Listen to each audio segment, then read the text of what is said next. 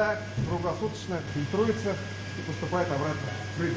Как менять воду в бассейнах, долго ли растет рыба и какова рентабельность? Сюда начинающие фермеры приехали за опытом. К примеру, Артур Тизидинов задумал открыть подобную ферму в Альметьевском районе. Планирую тоже взять озера в аренду и запускать уже, запускать буду карпа. Вот он, красавец сибирский осетр. В этом бассейне рыбки проводят около года, пока они наберут вес килограмм. Этот осетр весит примерно килограмм, поэтому скоро его будут уже продавать.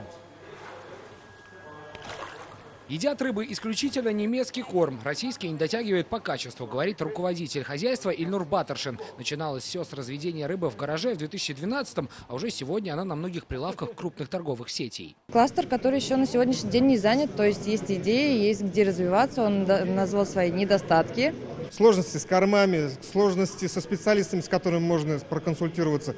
То есть опыта выращивания осетров в Татарстане, наверное, такого большого и не было. Ну а сейчас мы находимся уже в грибной камере, в том же Лаишево. Здесь выращивают шампиньоны, и, как видите, они растут в специальном компосте. Чтобы обеспечить им одну камеру, нужно около 300-350 тысяч рублей. Ну а получить с нее можно сразу 3 партии грибов.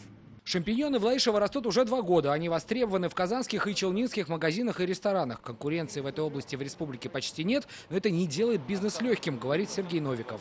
Температурный режим, влажность, СО2, человеческий фактор, санитария. И если все соблюсти, то можно собрать хороший урожай. Хороший урожай – это 5 тонн с одной камерой. Всего их 5, но так бывает не всегда. Случаются провалы. Как не допустить ошибок, и где взять деньги, если есть идея. Этому и учит школа предпринимателей. Не было до этого определенных площадок, которые готовили бы молодых ребят участвовать в грантовых заявках как федерального, так и республиканского значения. Уже совсем скоро участники школы смогут применить новые знания у себя в районах. Она завершит эту смену завтра.